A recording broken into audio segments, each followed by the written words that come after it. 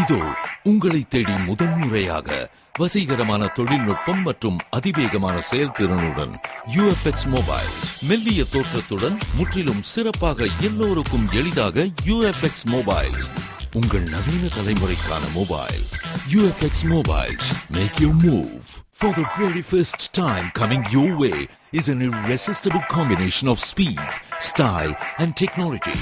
UFX Mobiles. Exceptionally sleek, totally advanced, and now the phone that everyone can afford to touch. Your next generation mobile. UFX Mobiles. Make your move.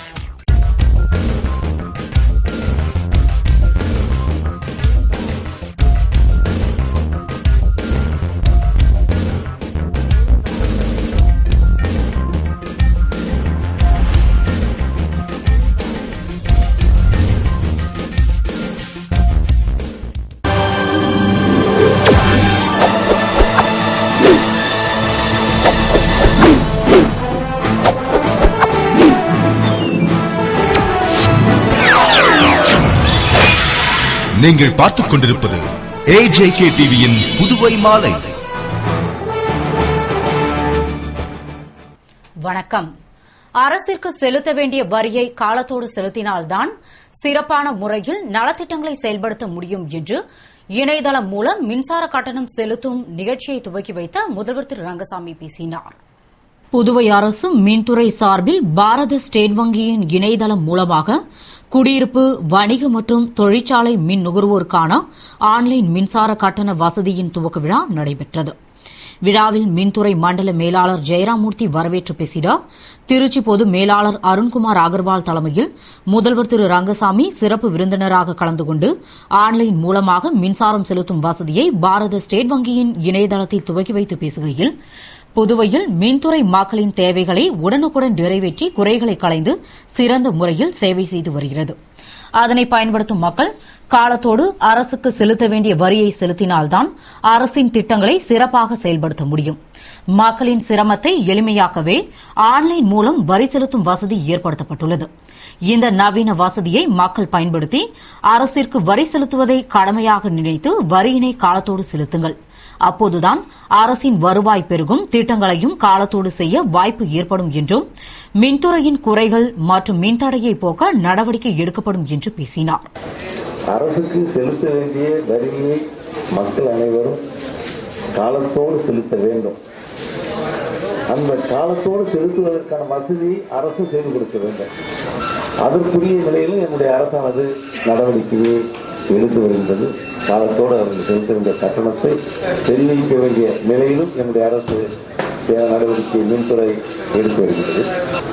அதனால் அந்த நமக்கு அரசுக்கு செலுத்த வேண்டிய வரியை நேரத்தோடு மக்கள் செலுத்த வேண்டும்.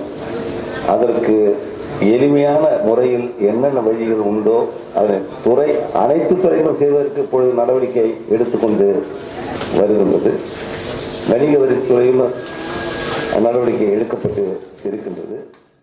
தொடர்ந்து அமைச்சர் தியாகராஜன், சென்னை அதிகாரி ராமானுஜம், புதுவை மின்துறை செயலர் உதிப்ரை உள்ளிட்டோர் வாழ்த்துரை வழங்கினர். நிறைவாக பாரத ஸ்டேட் வங்கியின் முதன்மை மேலாளர் அருள்மணி நன்றி கூறினார்.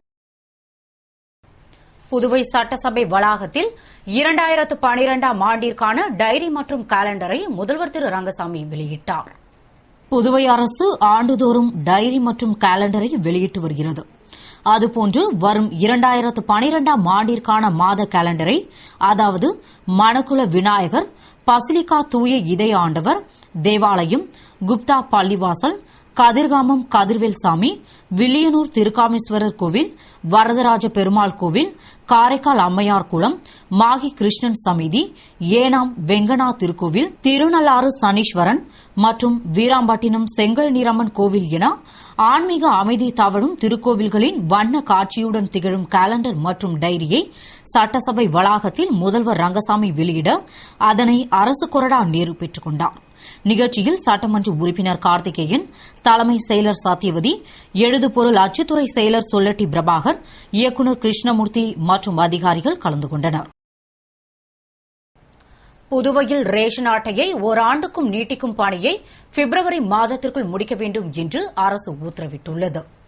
புதுவையில் தற்பொழுது புழக்கத்தில் உள்ள ரேஷன் கார்டுகளை மேலும் ஓராண்டுக்கு செல்லத்தக்க வகையில் நீட்டிக்க அரசு உத்தரவிட்டுள்ளது. ஏற்கனவே ரேஷன் கார்டில் ஓராண்டுக்குரிய கூடுதல் தாள் இணைக்கப்பட்டுள்ளது. இதன்மேல் 2012 என முத்திரையிடப்பட உள்ளது. எனவே ரேஷன் கார்டுகளை புதுப்பிக்க வரும்போது அட்டைதாரரிடம் அட்டையில் உள்ள பெயர், முகவரி, பிழை திருத்தம், மாற்றம், புதிய நபர்களை சேர்த்தல், பெயர் நீக்கம், கேஸ் சிலிண்டர் வைத்துள்ள விவரம் போன்றவை சேகரிக்கப்பட உள்ளது. இந்த விவரங்கள் கள விசாரணைக்கு பின் ரேஷன் அட்டைகளில் பதிவு செய்யப்பட உள்ளன.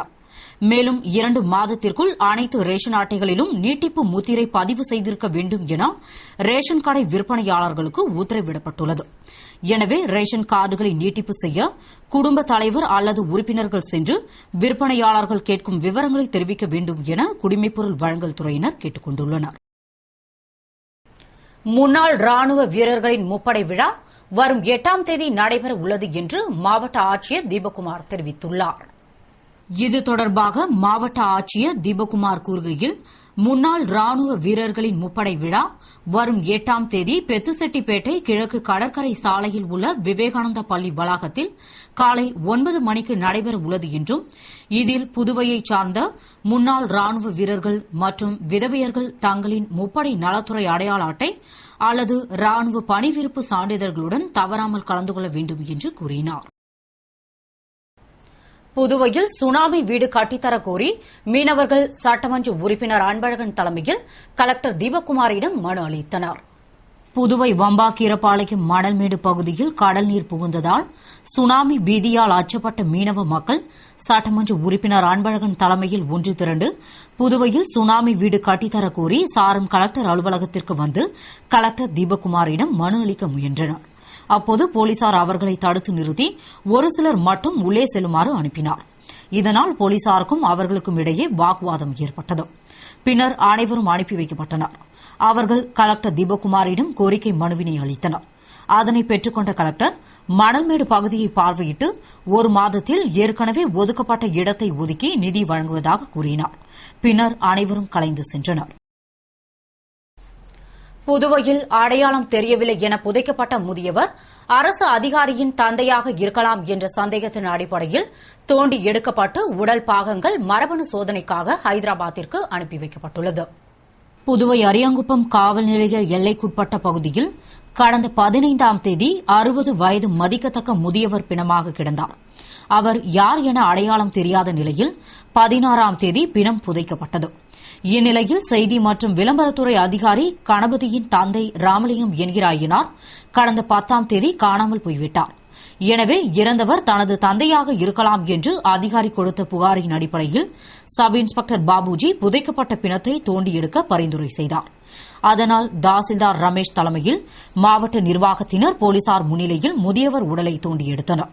அதனை டாக்டர் பலராமன் பரிசோதனை செய்து உடலில் உள்ள முக்கிய பாகங்களை எடுத்து ஐதராபாத்தில் உள்ள மரபணு சோதனை கூடத்திற்கு அனுப்பி வைத்தார். புதுவை சப் இன்ஸ்பெக்டர்கள் 3 பேரை அதிரடியாக இடமாற்றம் செய்து ஐஜி சர்மா உத்தரவிட்டுள்ளார். புதுவையில் காவல் அதிகாரிகள் அதிரடியாக இடமாற்றம் செய்யப்பட்டு வருகின்றனர். கடந்த வாரம் 6 சப் இன்ஸ்பெக்டர்கள் இடமாற்றப்பட்டனர். இந்நிலையில் 3 சப் இன்ஸ்பெக்டர்களுக்கு இடமாற்றம் செய்து ஐஜி சர்மா உத்தரவிட்டுள்ளார். அதன்படி ரெட்டியார்பாளையம் சப் இன்ஸ்பெக்டர் ஜெய்சங்கர் ஊர்காவல் படைக்கும், டி நகர் சப் இன்ஸ்பெக்டர் இனியன் ரெட்டியார்பாளையம் காவல் நிலையத்திற்கும், ஜிக்மா செக்யூரிட்டி பிரிவு சப் இன்ஸ்பெக்டர் ராமு தன்வந்திரி காவல் நிலையத்திற்கும் இடமாற்றம் செய்யப்பட்டுள்ளனர். மேலும் சப் இன்ஸ்பெக்டர்கள் 2 பதவி உயர்வு அளிக்கப்பட்டுள்ளது. அதன்படி திருக்குனூர் சப் இன்ஸ்பெக்டர் கணேசன், அமைச்சர் பன்னீர்செல்வத்தின் பாதுகாப்பு அதிகாரியாக இருக்கும் சப் இன்ஸ்பெக்டர் ஜெயராமன் ஆகியோருக்கு இன்ஸ்பெக்டராக பதவி உயர்வு அளிக்கப்பட்டுள்ளது. இதற்கான உத்தரவை பிறப்பித்த ஐஜி சர்மா மறு உத்தரவு பிறப்பிக்கும் வரை இருவரும் அதே இடத்தில் நீடிப்பார்கள் என்று தெரிவித்துள்ளார். தமிழக அரசைப் போல உடலை இலவசமாக கொண்டு செல்ல 109 என்ற புதிய ஆம்புலன்ஸ் திட்டத்தை புதுவை அரசும் செயல்படுத்த வேண்டும் என்று புதுவை மக்கள் எதிர்பார்க்கின்றனர். வெளியூர்களில் இருந்து புதுவையில் சிகிச்சை பெற வரும் நோயாளிகள் இறந்துவிட்டால் இறந்தவர் உடலை சொந்த ஊரில் அடக்கம் செய்ய எடுத்து செல்ல இறந்தவர் உறவினர்கள் தனியார் ஆம்புலன்ஸ் வாகன உரிமையாளர்களை அணுகும்போது அதிகப்படியான கட்டணம் வசூலிப்பதாக புகார் எழுந்து வருகிறது. இந்நிலையில் தமிழகம் முழுவதும் இறந்தவர்களின் உடலை இலவசமாக கொண்டு செல்ல 109 என்ற புதிய ஆம்புலன்ஸ் திட்டத்தை அறிமுகப்படுத்த தமிழக அரசு நடவடிக்கை எடுத்து வருகிறது. தமிழகத்தில் 108 ஆம்புலன்ஸ் திட்டம் அறிமுகம் செய்யப்பட்டு 400க்கும் மேற்பட்ட ஆம்புலன்ஸ் வாகனங்கள் வாங்கப்பட்டன. பின்னர் மாவட்டத்தின் பரப்பளவை கொண்டு தலா 10ற்கும் மேற்பட்ட ஆம்புலன்ஸ்கள் அளிக்கப்பட்டன. இதேபோல புதுவையில் 108 ஆம்புலன்ஸ் திட்டம் அறிமுகப்படுத்தப்பட்டு வெற்றிகரமாக அவசர காலங்களில் செயல்படுகிறது. தற்போது தமிழகத்தில் அவசர சிகிச்சை தேவைப்படுவோருக்கு 108 ஆம்புலன்ஸ் இயங்குவது போல் மருத்துவமனையில் இறந்தவர்களின் உடலை எடுத்துச் செல்ல இலவச ஆம்புலன்ஸ் இயக்க அரசு நடவடிக்கை எடுத்து வருகிறது. இந்த உதவி வேண்டுவோருக்காக 109 என்ற இலவச தொலைபேசி எண்ணை அறிமுகப்படுத்தவும் தமிழக அரசு திட்டமிட்டுள்ளது. இதேபோல புதுவையில் 109 என்ற புதிய ஆம்புலன்ஸ் திட்டத்தை கொண்டுவர வேண்டும் என்று பொதுமக்கள் விரும்புகின்றனர்.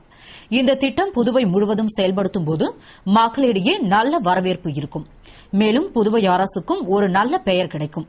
வரும் பட்ஜெட் கூட்டத்தொடரில் இந்த திட்டம் அறிமுகப்படுத்தப்படுமா என்ற கேள்விகள் இப்போதே மக்கள் மனதில் தோன்றுகிறது.